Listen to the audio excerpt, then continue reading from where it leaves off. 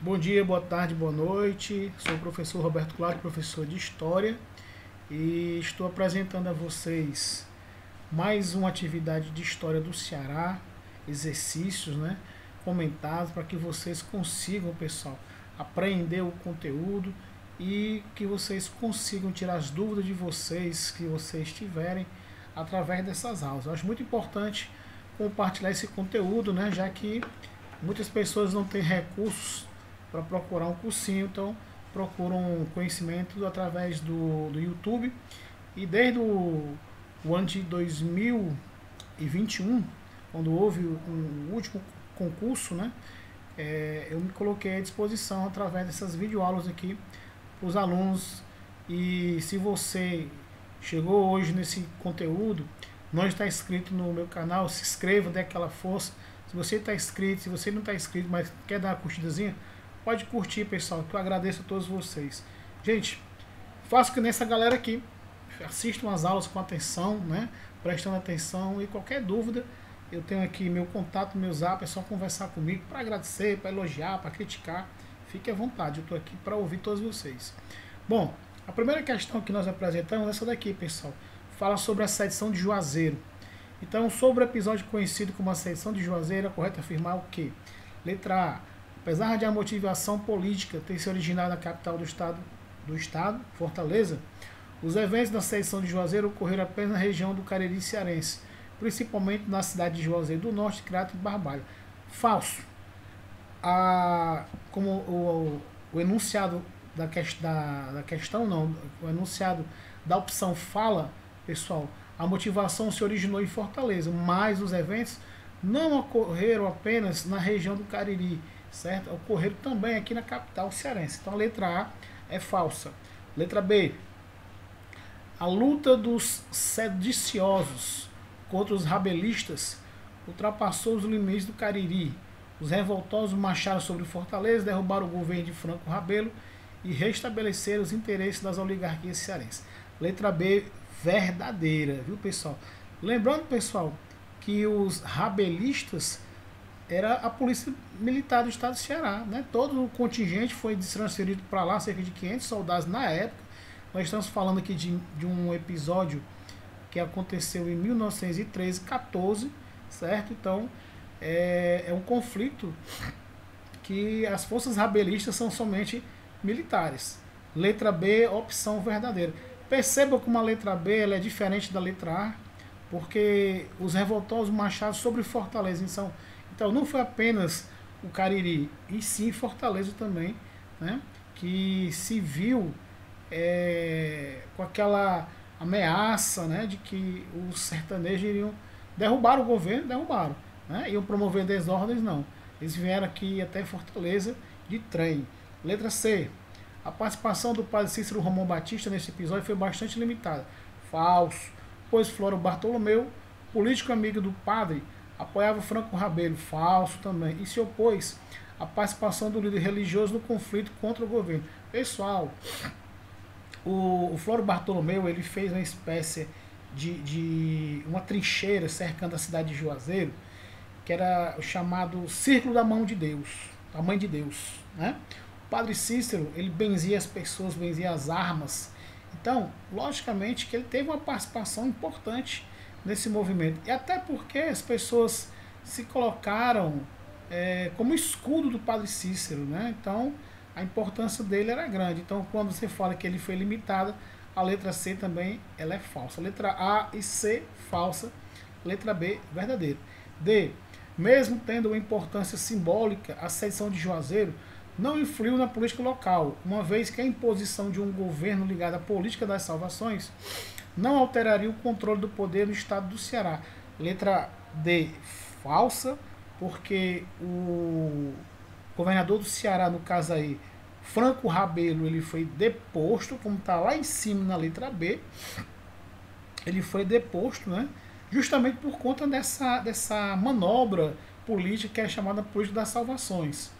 Então, o Hermes da Fonseca derrubou o Nogueira Scioli, e acreditava que o Franco Rabelo ia ser seu fiel escudeiro, que o Franco Rabelo veio apoiar justamente um outro candidato, né, à eleição presidencial, que não era o Pinheiro Machado, e a partir daí ocorreu toda essa problemática, o afastamento político do presidente em relação à pessoa que ele tinha colocado no Ceará, né? Então toda a situação envolveu aí confusões e contradições políticas e ideológicas do período. Essa questão aqui, a opção verdadeira é a letra B de bola. Atente para o seguinte excerto, né, pessoal? Surgido em 25 de maio de 1970, a primeira sociedade libertadora na província do Ceará, de Baturité, e posteriormente a de Sobral, denominada Sociedade Manumissora Sobralense, ambas compostas na sua grande maioria por indivíduos pertencentes aos setores médio e alto da sociedade cearense. Em 1879 surge a província Perseverança e Povim, fundada por 10 sócios. Essa sociedade foi a progenitora da Sociedade Cearense Libertadora, fundada um ano depois, né? Aí nós temos aqui a fonte, né? A pessoa que escreveu o texto e tudo, né? Já que é uma citação. Sobre essas sociedades libertadoras surgidas na província do Ceará a partir da década de 1970, é correto afirmar que as sociedades libertadoras tratavam da libertação da província do controle administrativo da província de Pernambuco. Falso. O Ceará se tornou independente de Pernambuco em 1799. Então não tem nada a ver essas sociedades, essas associações, elas não surgiram com esse intuito. O intuito era outro. Letra A, falso. B. Lutavam pela autonomia da província, que juntamente as províncias do Rio Grande do Norte, Paraíba e Pernambuco formariam uma república de nome Confederação do Equador. Falso. E a família no Ceará que se destacou nesse movimento aí foi a família Alencar, lá do Cariri, certo? E aí tá falando, né, de associações, e esse movimento, a Confederação do Equador, é de 1824, então não procede. Letra A, letra B, falso. Letra C, apoiava o movimento republicano, nascido em São Paulo, que defendia a imediata substituição do governo monárquico de Dom Pedro II por um governo republicano eleito pelo voto universal masculino. Letra C, as associações, né, que estão sendo aí citadas, todas elas não defendiam também esse detalhe, né, esse movimento de substituição do governo monárquico, de implantação de um regime político. Não. Letra C também é falso. Sobrou a letra D, que é a nossa opção verdadeira. Tinha por missão promover o abolicionismo através de ações como a alforria de escravos e a divulgação de seus ideais políticos, sociais e econômicos, através da atividade de imprensa. Sim, corretamente. E o principal veículo de comunicação dessa sociedade cearense libertadora, pessoal, era o jornal Libertador, certo? Então, a letra D, a opção verdadeira. Para cá, o governo dos coronéis no Ceará ocorreram durante o regime militar instaurado após o golpe militar de 64. Beleza. Sobre esse período da história cearense, é correto afirmar que todos os governantes cearenses do período de 64 a 85, Vigílio Távora, Plácido Castelo, César Callas, Adalto Bezerra e Gonzaga Mota eram militares? Falso. Você só vai ter militar e o Vigílio Távora, o César Callas e o Adalto Bezerra. Tanto o Plácido Castelo quanto o Gonzaga Mota, eles eram civis. Letra A, falso. B. Eleito após o acordo dos coronéis, o governo Gonzaga Mota rompeu com os coronéis a partir da adesão do governador aos empresários da FIEC, entre os quais se destacava Tasso Gereissati. Letra B, opção verdadeira. Pessoal, o que foi o acordo dos coronéis? Bom, o acordo dos coronéis foram os 3 coronéis que foram chamados a Brasília para discutir com o presidente Figueiredo, João Batista de Oliveira Figueiredo, que era o presidente militar do período, né, e o último presidente militar do Brasil, que ele tratou de decidir e detalhar qual poder, qual fatia do poder os coronéis ficariam, né? Então, o Adalto Bezerra foi enviado para ser o vice-governador do Gonzaga Mota, o Vigílio Távora foi enviado para ser senador da República e o César Callas ficaria com a prefeitura, o qual indicou, né, o seu filho, o o César, o César Filho, né? Ele era César Neto, ele era César Filho e o César Neto, beleza? Então a letra B é a opção verdadeira. Letra C. Apenas no governo de Lúcio Alcântara, o governo dos coronéis chegou ao fim. Falso. Pois este rompeu com o coronel Adalto Bezerra e formou sua própria corrente política. Galera, o último dos coronéis, né, a morrer foi o Adalto Bezerra. Então, o Vigílio Távora, ele morreu ainda como constituinte, como senador constituinte, né, da República, ou seja, ele morreu entre 1987 e 1988, né, quando a Constituição ainda estava sendo elaborada, não tinha sido nem promulgada ainda. Então, ele morreu em, digamos, em serviço. Depois foi o César Calles, né, e depois o Adalto Bezerra. Então, não foi justamente com o Lúcio Alcântara que o governo dos coronéis foi rompido. Letra C, falso. D. Não há correlação entre o governo dos coronéis e o militarismo, que predominava nacionalmente entre os anos de 64 e 85. O título coronel era dado a todo chefe político que era latifundiário. Isso aí estaria verdadeiro se fosse durante a República Velha. Mas como nós estamos falando no período republicano, né, pessoal, de 64 a 85, os coronéis, eles não eram coronéis de latifundiários, né? Eram coronéis mesmo de farda, né? Ok? Então, quando eu falei aqui, não há correlação entre o governo dos coronéis militares, há sim correlação. E nesse período há, certo? Até está dizendo que aqui é o chefe político que era latifundiário, não. Aí já é no outro momento da história. Então, a letra D também é falsa. Opção verdadeira, letra B. Durante a década de 1930, 3 organizações, a LEC, a LCT e o COC, tiveram grande atuação na atividade política no estado do Ceará, utilizando, para tanto, o Veículo de Comunicação Nordeste, jornal que circulou entre 1922 e 1967, contribuindo para a manutenção das estruturas de poder. Sobre essas associações, é correto afirmar que tinham em comum a ideologia da Igreja Católica, que desde a encíclica Rerum Novarum passou a agir junto da classe trabalhadora para combater o avanço do socialismo e do comunismo. O que é essa encíclica Rerum Novarum, pessoal? A encíclica em si é um documento da Igreja, né? No caso foi o Papa Leão XIII, né, que criou essa encíclica durante o período em que ele regia a Igreja Católica. Agora, o Rerum Novarum significa traga novidades. Então a igreja trazia novidades para a classe trabalhadora, para o operariado, justamente por conta dos problemas de relacionamentos, problemas que haviam, né, naquele momento da Revolução Industrial, segunda Revolução Industrial, expansão da classe trabalhista e tudo, logicamente a exploração dos trabalhadores, né, pelos burgueses. Então a igreja tomou meio que uma medida, né, conciliadora, né, mas tudo isso é baseado no que? Num bom relacionamento e afastando justamente essa questão do socialismo e do comunismo, porque a igreja não viu com bons olhos o trabalhador, o operário, servir, né, as ideias socialistas e comunistas. Tá? Então, letra A, opção verdadeira. Vamos à letra B. Por serem ligados ao movimento do anarquismo cristão. Não. Anarquismo cristão significaria um rompimento, né, tudo, descontrole. Então, não tem nada a ver. Ajudaram a promover diversas manifestações contrárias às elites oligárquicas e favoráveis à implantação do governo trabalhista de Getúlio Vargas. Essas associações aí, pessoal, elas apoiavam o governo Vargas, sim, né? Mas elas não eram ligadas ao movimento do anarquismo cristão, certo?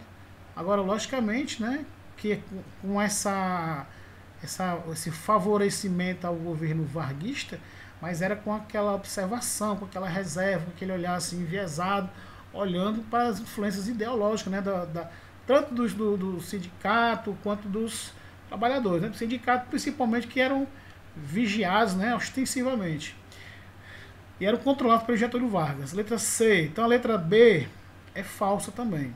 C. Tinha em comum a forte presença dos trabalhadores envolvidos com a doutrina socialista. Falsa. porque a Liga Eleitoral Católica, a LCT e a COC eram entidades, né, pessoal, representativas do cristianismo, né, afastado do socialismo, e principalmente, né, defendiam uma centralização política, sem essa ideologia socialista e toda. Letra C também falsa. D. Nelas estavam presentes elementos que constituiriam no estado do Ceará o foco de resistência chegado ao poder de Getúlio Vargas, por causa do seu pensamento anticatólico, né? Não, a letra D é falsa, né? Estavam presentes elementos que constituíram no estado do Ceará o foco de resistência. Nada. Getúlio Vargas, quando tomou o poder, ele tratou de fazer o que, pessoal? Afastar as oposições, né? E colocar os aliados dele, os tenentes, os militares no poder, né? Ao lado dele, e principalmente para seguir a sua cartilha, né? Certo? Então, a opção verdadeira aqui é a letra A. A década iniciada em 1980 marcou a política cearense com algumas alterações significativas na estrutura tradicional do poder político local. A esse respeito, atente aos seguintes itens, assinale V, se for verdadeiro, F, se for falso. Eleição de Tasso Gereissati pelo PMDB em 86, a governador do Ceará, quebrando a hegemonia dos coronéis e seus representantes, verdadeiro. Vitória de Maria Luísa Fontinelli pelo PT nas eleições municipais de 1985, primeira mulher eleita prefeita de uma capital de estado no Brasil, verdadeiro. Então nós já temos V e V. É sequência aí, galera, V e V só tem na letra A, né? Então vamos lá. Eleição de Marcos Carles pela Arena e depois PDS como senador da República. O Marcos Carles, ele era político, filho do César Carles, coronel, e ele não foi senador da República, ele foi deputado estadual cearense. Então, V, V e F. Nós temos já V, V e F, letra A. Vitória de Gonzaga Mota pelo PDT em 89, falso. Gonzaga Mota foi eleito governador em 82 pelo PMDB, como candidato de consenso, após a assinatura do Acordo de Brasília, por Vigílio Távora. Ciro Gomes é o intruso aí, não tem nada a ver com Ciro Gomes, e Adalto Bezerra. No lugar do Ciro Gomes seria o César Carles, né? Só que isso aí, galera, aconteceu em 81 e não em 89. E o Ciro não estava presente. O Ciro não fazia parte desse acordo de Brasília, o acordo dos coronéis. Então a letra aqui é o item V, falso também. Então é V, V, F, F. Opção, letra A. O período final do século XIX, a partir de 1860, foi fundamental para o desenvolvimento da cidade de Fortaleza e para a consolidação de sua hegemonia como principal centro econômico e político do Ceará. Importantes obras foram realizadas naquele período, entre 1860 e diante, né? A construção da Santa Casa de Misericórdia, inaugurada em 1861, o estabelecimento do Seminário da Prainha, 1864, a construção do Colégio da Imaculada Conceição, em 1865, que se juntou ao Liceu do Ceará, fundado em 1845, para atuar na educação dos cearenses. Lembrando que o liceu era masculino, os frequentadores, e o Colégio da Imaculada Conceição era feminino, né? Ou seja, então virou uma escola para homens e mulheres, certo? A instalação da iluminação pública a gás em 66, a criação da Biblioteca Provincial do Ceará em 1867, a construção da Estrada de Ferro Fortaleza-Baturité, iniciada em 1873 e concluída em 1882, e por fim, o projeto de reordenamento urbano que ficou sob a responsabilidade do arquiteto Adolfo Ebster a partir de 1875, né? A questão que ele fez, ordenamento das ruas, formato xadrez, né? Para melhor o controle urbano, né? Dos corpos, das pessoas, das casas, das fachadas, né? Então, todo esse olhar de censura, né, também foi criado nesse período. Esse processo de desenvolvimento e hegemonia provincial de Fortaleza baseou-se no desenvolvimento da produção de algodão no interior do Ceará e sua exportação através do Porto de Fortaleza, devido ao aumento do preço do produto no mercado mundial após o início da Guerra Civil Americana. Letra A, pessoal, sem dúvida, opção verdadeira. Beleza? Por quê, professor? Não entendi. Galera, todos esses prédios, equipamentos aí foram construídos no final do século XIX, né? Ou seja, a partir do auge da produção algodoeira, né? Da cotonicultura. Então, a produção no interior precisava de um local com capacidade para armazenar a produção e para exportar, né? Para mandar para fora. Então, Fortaleza reunia todas as características e por isso esses empreendimentos que não eram públicos, eram seletistas, eram elitizados, fazia parte de uma classe de poderes, né, privilegiados, homens e mulheres, uma sociedade altamente conservadora, nada de povão, né, de populismo aí não. Então, galera, letra A, opção verdadeira. Na exportação pelo Porto do Mucuripe, alto lá, Porto do Mucuripe foi inaugurado em 1940, nós estamos falando em 1960. Letra B, falso. Na grande industrialização baseada nos bens duráveis, que eram exportados para a Europa e para os Estados Unidos, garantindo um superávit comercial para a província que importava somente produtos agrícolas. Olha aí, rapaz, parece que o Ceará, né, era um país do Oriente Médio, né, que produz bens duráveis, né, bens assim caros e consome, importa somente aquilo que ele precisa, né, ou seja, produtos agrícolas. Letra C também é falso. Galera, a industrialização tanto no Brasil quanto no Ceará foi uma coisa problemática, né? Até o século XIX, o único empreendedor mesmo industrial tinha sido o Barão de Mauá, mas ele quebrou, né, por falta de incentivo do próprio imperador Dom Pedro II, né, por falta de ajuda. Então, deixou dívidas, né, para os herdeiros dele. Letra C, falso. Então, nós temos aí a letra B, falsa, C, falsa, D. No aprimoramento das instituições de ensino superior da província, o que garantiu o controle do conhecimento científico e tecnológico fundamental para o estabelecimento da capital cearense como força industrial nacional. Nunca foi, né? Poderá ser, nunca foi. Então, letra D também falso. Certo, galera? Então, a opção verdadeira, letra A dessa questão aqui. Galera, como nós falamos aqui, né, o algodão, ele era plantado no interior e era trazido, né, para a capital. Então, vocês veem ali que a própria construção da ferrovia Baturité-Fortaleza foi por conta de precisar de condições, né, de deslocamento da produção. Agora, como é que essa produção ia sair do local aqui, né, da capital? Então, era por via marítima, então precisava fazer com que o produto, que era muito perecível, né, ele não fosse estragado, né, no transporte. Então, ele era colhido, né, no interior, ele era colocado nas suas cestos, né, e era trazido para o litoral. Então ele passava por essa estrutura aqui portuária. Nós temos aqui o viaduto Moreira da Rocha, ou a ponte metálica, que funcionou nessa estrutura concretada, né, pessoal, entre 1928 e 47. Lembrando que essa imagem aqui escura, preto e branco, é a imagem antiga, você vê toda a estrutura dela completa. Hoje em dia ela tem esse vão aí quebrado, né, então há um isolamento. Vocês veem que tem ali os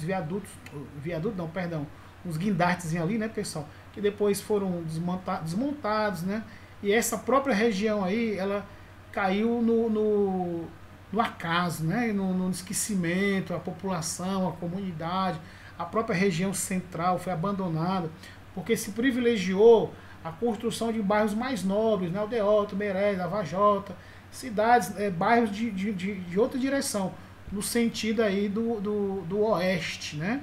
E a população que morava no centro acabou também indo para próximo das indústrias que estavam começando a surgir nesse período aí, né, na década de 30, 40, 50. Então, começaram a procurar as periferias, né, onde estavam justamente se instalando as indústrias que estavam começando a surgir, se implantadas aqui no Ceará. Beleza? Vamos para frente. No Ceará, durante o século 17 e 18, formou-se o que o historiador cearense Capistrano de Abreu denominaria como civilização do couro. Esse aspecto característico da colonização cearense está ligado ao fato de existir nas terras cearenses uma farta manada de gado bufalino. Pessoal, eu conheço gado bufalino, os búfalos. Aqui no Brasil, onde eu imagino, pode ser que eu esteja enganado, na região da Ilha do Marajó, ali no Pará. Pode ser que tenha outros estados? Com certeza. Mas só me veio à minha mente, à minha cabeça, nesse momento aqui, essa região. Então, aqui está afirmando que é natural da região. O gado, o gado bufalino, ele não é natural da região aqui do Ceará. Então a letra A, ela é falsa. Ao desenvolvimento, após a decadência da produção algodoeira, de uma grande atividade de pecuária de corte leiteira, que ainda hoje é uma das maiores do Brasil e sustenta a economia cearense. Falso. Aí, pessoal, está invertida a ordem, tá? O gado, mas não o gado de corte leiteiro, mas a pecuária em si, e o charqueado depois, e a cultura algodoeira, garantiram, né, uma prosperidade aqui para a capitania do Ceará e depois a província do Ceará, certo? Então, o Ceará não se tornou o maior produtor de gado, de corte e de pecuária e leiteiro, e nem ele sustenta a economia cearense. Então, letra B, falso. Letra C, ao processo colonizatório cearense que ocorreu a partir da ocupação pela pecuária na capitania, através da frente de ocupação do sertão de fora, do sertão de dentro, né, entre pernambucanos e baianos. Letra C, opção verdadeira, galera. Lembrando que tinha uma carta régia editada de 1701 que dizia que no litoral era proibida a criação de gado, né, a partir de 10 léguas do litoral poderia se criar. Mas aí essas áreas expansivas, né, pessoal, favoreceram a introdução, a interiorização, a construção dessa civilização do couro, mas para isso tinha que ser eliminado, né, pessoal, um problema, entre aspas, que seria a presença dos povos nativos originários, as comunidades indígenas, né? Então, nesse processo do criatório de gado, houve o choque com a outra cultura, né? Que era a cultura indígena, que acabou sendo quase que toda exterminada. Letra C, opção verdadeira. Letra D, ao modelo original de ocupação através da pecuária bovina, que saindo do Ceará, ajudou na ocupação do interior nordestino e na colonização dos cerrados do centro-oeste, dos Pampos do Sul e Chapá, mas o gado aqui andou foi muito, né? Gado danado. Mal aguentava chegar ali em Pernambuco, na Bahia, na época da pecuária mesmo, local. Então, letra D, falso também. Então, a opção verdadeira, letra C. Nos últimos anos do século XVIII e início do século XIX, o Ceará já contava com 24 freguesias e 16 vilas. Nesse período, suas vilas mais prósperas eram: letra A, Aracati, Icó e Sobral; B, Fortaleza, Aracati e Viçosa do Ceará; C, Granja, Aquiraz e Crato; D, Quixeramobim, Aracati e Aquiraz. Pessoal, século XVIII e começo do século XIX, nós temos que pensar economicamente, né, o que estava acontecendo no Ceará nesse período. Vamos lá, a colonização do Ceará começou no século XVII. Aí depois, né, século XVIII, nós vamos ter a entrada da pecuária. Então a pecuária vai fazer a expansão, né, dessa atividade, da chamada civilização do couro, né, dos seus desdobramentos, e a criação de vilas. Então, as vilas, estrategicamente, né, elas tinham um poder de, por conta dessa atividade econômica, que era a pecuária, se transformar. Então, nós vamos ter aí, dessas opções aí, Aracati, ali na região do Vale do Jaguaribe, no Rio Jaguaribe, na verdade, né, uma cidade litorânea também, Icó, por conta do Rio Jaguaribe, e Sobral, Rio Acaraú, né? Então essas três regiões aí, ó, litoral, leste, oeste e região central, certo? Por conta da pecuária. Fortaleza, pessoal, como vocês viram na questão anterior que eu comentei, a partir do século XIX, né? Então, no século XVIII, Fortaleza não estava ainda tendo tanta autonomia. Então, a letra B, falso. Letra C, Granja, Aquiraz e Crato, né, galera? Granja e Aquiraz, principalmente por ser uma cidade que é próxima a Fortaleza e que depois que Fortaleza conseguiu a sua autonomia, ela praticamente que sufocou, né, a cidade do Aquiraz. Aí nós temos Quixeramobim, Aracati e Aquiraz, né, dessas aí da D, seria Aracati uma das cidades mais importantes, mas analisando as opções, letra A, tá? Letra A. Pra frente. Sim, trazendo para vocês, né, pessoal, aqui a ata, né, das vilas, né, Aquiraz, Fortaleza, Icó é a primeira vila do sertão, primeira vila do interior, Icó, certo? Beleza? Lembrando que Aquiraz foi fundado em 1699 e o Ceará só foi ser independente de Pernambuco em 1799. Então, Ceará não tinha essa autonomia toda ainda, né? É quando se fala a primeira capital do Ceará, Aquiraz, lembrando que o Ceará ele era subordinado a Pernambuco ainda. Vamos para essa aqui, galera. No que concerne a hegemonia econômica e política administrativa de Fortaleza, a partir da segunda metade do século XIX, pode-se afirmar corretamente que a base essencial da prevalência de Fortaleza sobre as demais cidades decorreu fundamentalmente da centralização na capital de um volume maior da produção para o mercado externo. Inicialmente, a Aracati, né? Questão da pecuária. Depois, com o crescimento de Fortaleza por conta do algodão e do café, Fortaleza.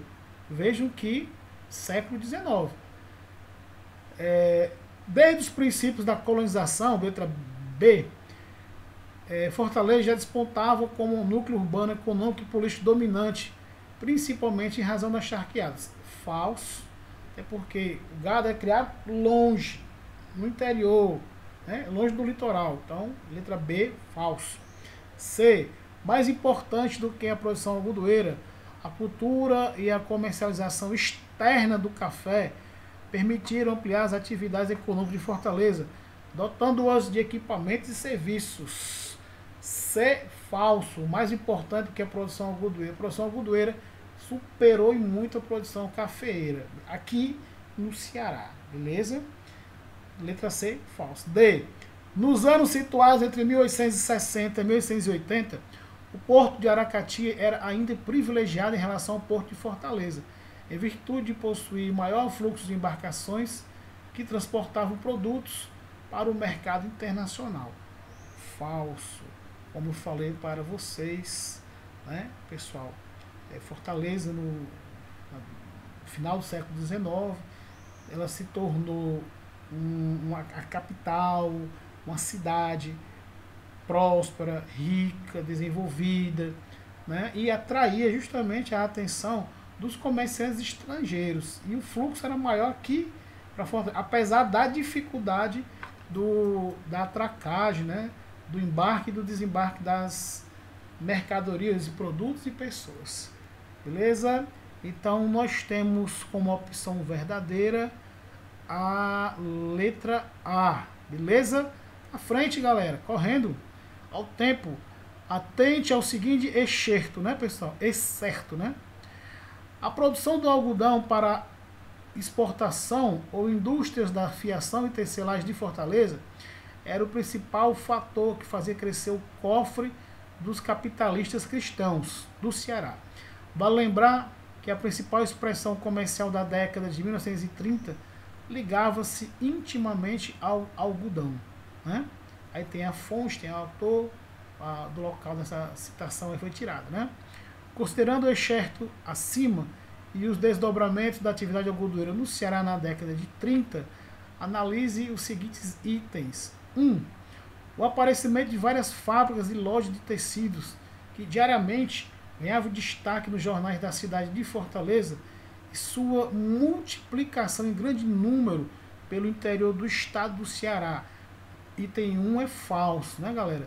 Ó, o sertão faltava recursos, água, tinha a questão dos transportes, aí tá falando do grande destaque, né, dos jornais da cidade.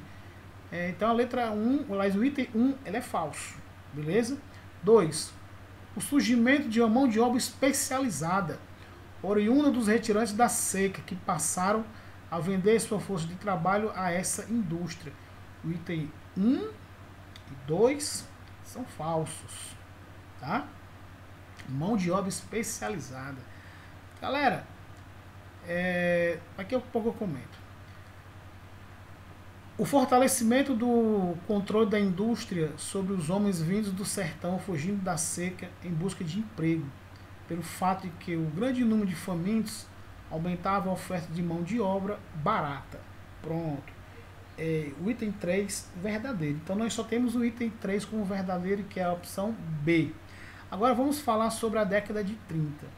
Pessoal, todos vocês que vão fazer a prova e são cearenses e leram um pouquinho da história do Ceará, nós tivemos secas catastróficas mesmo, né? Nós tivemos a seca dos 3 setes, 1877, 78, 79. Nós tivemos a seca do 15, da Raquel de Queiroz, né, do popular livro, né, o 15. E nós tivemos a seca de 32, certo?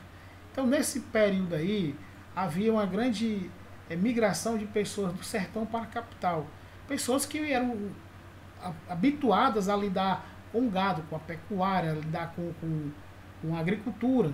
Então não havia trabalhador capacitado,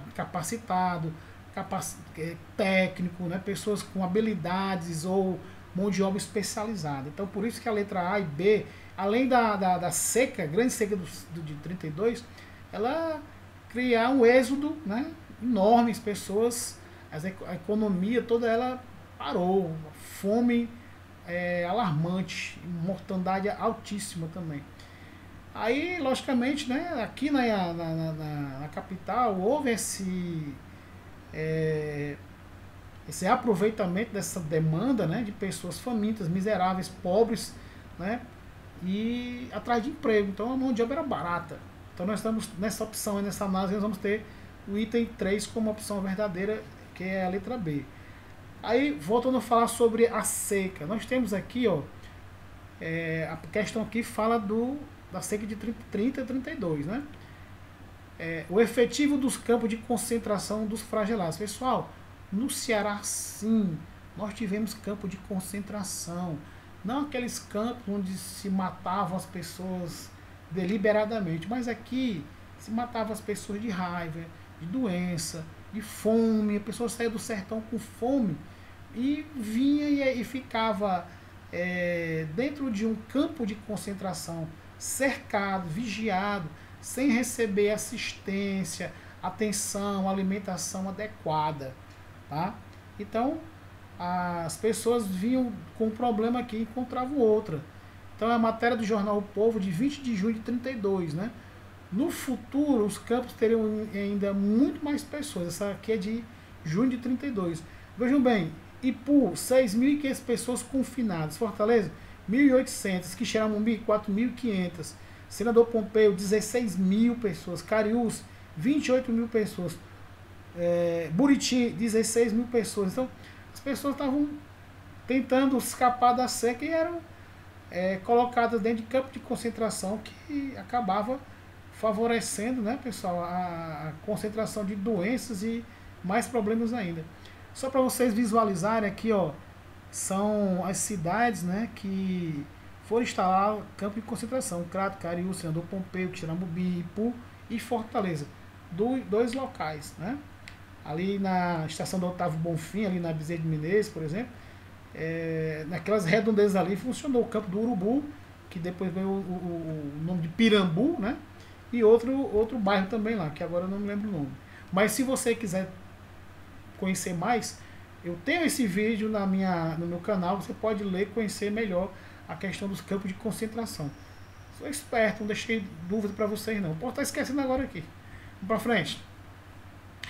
No que concerne à ocupação da capitania do Ceará pelos conquistadores europeus, é correto afirmar que a conquista e a ocupação da capitania do Ceará teve início com o processo de conquista do litoral açucareiro. Falso, né, galera? A conquista e a ocupação da capitania do Ceará não teve início com a conquista do litoral açucareiro. B. A ocupação da capitania cearense ocorreu concomitantemente à conquista dos espaços da capitania de Bahia e Pernambuco. Falso também. C. A ocupação e a conquista do território da capitania do Ceará deu-se mais facilmente em virtude da cooperação. Olha, não. Resistência. Letra A, B e C, falso. A ocupação da capitania cearense ocorreu de forma tardia, se a compararmos com a conquista das áreas açucareiras. Letra D, verdadeiro. Viu, galera? Então, letra A, B e C, falso. D, verdadeiro. Analise as afirmações abaixo sobre a evolução histórica da cidade de Fortaleza. Fortaleza atualmente ocupa a terceira posição no contexto econômico das metrópoles brasileiras. Falso. Professor, quem é a terceira posição? Nós temos São Paulo, Rio de Janeiro, Belo Horizonte. Tá? Então, Fortaleza não é a terceira no contexto econômico. Letra o item 1, falso.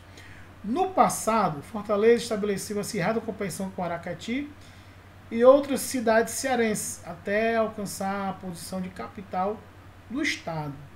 2. Verdadeiro. Paralelamente ao acentuado processo de favelização que Fortaleza tem experimentado nas últimas décadas, os bairros nobres têm se tornado visivelmente verticalizados, né? Prédios. Item 2 e 3, verdadeiro. Portanto, opção verdadeira, letra B, galera. B. Vamos aqui, galera. Agora estamos terminando, viu? Atente ao que é dito sobre os primórdios da Revolução de 30 e seus desdobramentos no Ceará. Este movimento ocorreu no Ceará, a exemplo do que ocorreu em outros estados do Brasil. Desalojando do poder velhas oligarquias, nesse período o espaço político foi ocupado temporariamente pelos tenentes e por oligarquias dissidentes. 1. Verdadeiro. 2. No período inicial da organização da máquina administrativa no Ceará, o confronto político deu-se em 2 níveis. Primeiramente, entre o interventor civil e os tenentes, logo em seguida, entre o interventor civil e as forças oligárquicas, que perderam suas posições de mando. Galera, no caso aí, o interventor civil, né, era o Fernandes Távora, certo? Então ele assumiu, passou pouco tempo no poder aqui no Ceará, e quando ele assumiu o poder, ele começou a contrariar os tenentes, né, que não queriam que continuasse o fisiologismo, o clientelismo, aquelas coisas todas, né, e ele voltou depois primeiramente ele contrariou os tenentes, né, e depois ele contrariou as forças oligárquicas, né, que tinham perdido as suas posições de mando, né. Então 1 e 2 é verdadeiro. A consequência imediata desse conflito entre o interventor civil e os tenentes foi a substituição do interventor civil Fernandes Távora pelo interventor militar Carneiro de Mendonça, por pressão dos tenentes junto a Getúlio Vargas. Está correto o que se diz em... Vamos lá.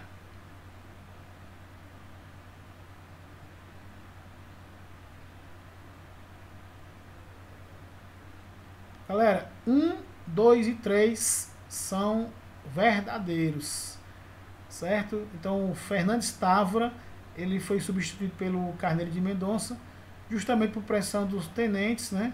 Então, nós temos aqui 1, 2 e 3 como opção verdadeira. Estava aqui procurando aqui a opção, tá cheia. Letra C, C de casa. 1, 2 e 3 são verdadeiros, tá? Então, a opção verdadeira, letra C. Para frente. Saíram pelo porto de Fortaleza 2.909 escravos para o sul do Império. Era um quadro desolador o embarque desses desgraçados. Todos choravam, mas suas lágrimas corriam despercebidas. Eram lágrimas de escravos. Ninguém tinha dó deles. Quem podia ouvir eram os desgraçados também agrilhoados nas senzalas dos grandes da terra. Rodolfo Teófilo, História das Secas no Ceará, né? O trecho acima retrata uma visão aproximada do tráfico de escravos do Ceará, no final do Império. Dentre as afirmações abaixo, assinale a que não corresponde à realidade da escravidão no Ceará. Nesse período, o tráfico interprovincial foi algo comum na vida social dos cearenses e um pesadelo para os cativos envolvidos. Verdade. B. As informações acerca dos embarques e da vida do trabalho duro nas fazendas de café corriam entre os escravos no Ceará. Verdade. C. A escravidão no Ceará foi sempre branda. Por esse motivo, o Ceará libertou seus escravos antes do restante do Brasil. Vamos ler aqui a D. Os escravos configuravam-se em moeda corrente em tempo de estiagem, transformando-se na salvação de senhores arruinados. Verdade. Então, pessoal, letra C é falso, ou seja, é que não corresponde à realidade porque fala que a escravidão foi branda. Nós temos relatos de escravos no Ceará marcados, ferrados, mutilados. Então, quando você fala que a escravidão foi branda, você está negando, né, os maus tratos que eram recorrentes entre os senhores contra os seus escravos, que eram chamados de suas propriedades. Portanto, a letra C é a que não corresponde à realidade. Então, vamos aqui para a penúltima. A seca, um fenômeno climático que nunca foi raro no Ceará, dos anos de 1777, 78 e 79, ocasionou uma migração nunca vista de vários pontos do estado para Fortaleza. Observe o que se diz a respeito dessa migração exacerbada. As ruas da capital do estado ficaram apinhadas e flageladas, famintos e desarrapados, solicitando socorro aos moradores para minorar sua fome e sede. Verdadeiro. 2. A utilização da mão de obra dos retirantes da seca foi fundamental para a construção da estrada de ferro de Baturité, chamada por alguns de ferrovia da seca. 1 e 2, verdadeiro. Certo? 3. Um grande número de pessoas vivendo em condições insalubres agravou o quadro sanitário da província, com o surgimento de casos de varíola, também verdadeiro. E quem se destacou no combate à varíola foi o Rodolfo Teófilo. Então, 1, 2 e 3 são verdadeiros. Então, é correto que se afirma em letra B de bola, 1, 2 e 3. Certo? E a última, os comerciantes ingleses consideravam o algodão brasileiro de ótima qualidade e parte do produto saía para a Inglaterra através dos portos do Maranhão, do Recife e do Ceará. Acerca da produção algodoeira cearense e seus desdobramentos, assinale a afirmação incorreta. Sua expansão se deu quando os Estados Unidos, então o grande produtor de algodão, envolvido com a guerra pela sua independência, não mais exportou o produto para a Inglaterra. Falso, porque o contexto que fez com que o algodão se tornasse importante no Ceará foi a guerra de secessão dos Estados Unidos e não a guerra de independência. Portanto, a letra A é incorreta. Já encerrou aí as opções. Então, letra B, o crescimento da lavoura algodoeira excluiu a atividade pecuarista. Afinal, a economia brasileira e, consequentemente, a cearense sobreviviam dos ciclos econômicos ditados pelos interesses econômicos externos. Então, o algodão, ele substituiu, né, pessoal, a atividade pecuarista, até porque houve problema da seca, da fome, vários problemas atrelados à criação do gado, né? C. A produção de tecidos no Ceará funcionou inicialmente com teares primitivos, feitos de madeira, onde se teciam panos grossos e fortes para vestimenta de escravos e pessoas simples. ser também verdadeiro. D. A mão de obra usada na cotonicultura foi basicamente a mesma usada na pecuária. Mestiços, pessoas pobres, miseráveis, índios, tá? E escravos também, mas pouco. Sendo pouco empregado o escravo africano, devido à facilidade de colheita do produto, que possibilitava a utilização de mulheres e até mesmo crianças. Então a incorreta aí, pessoal, é a letra A, porque o contexto não é independência, o contexto aí é a questão da guerra civil, guerra de secessão. Pronto? Galera, encerramos por aqui. Ok? Então vamos voltar aqui para o início, para a gente fechar aqui as nossas aulas. Eu agradeço a participação, a presença de quem assistiu, de quem está assistindo, quem está acompanhando. Desejo boa sorte no concurso e em breve irei preparar mais um slide, né, pessoal, com comentário de outras questões, tá certo? Deixe o seu like, dê a sua curtida e se inscreva no meu canal, galera. Fortaleça aí a gente.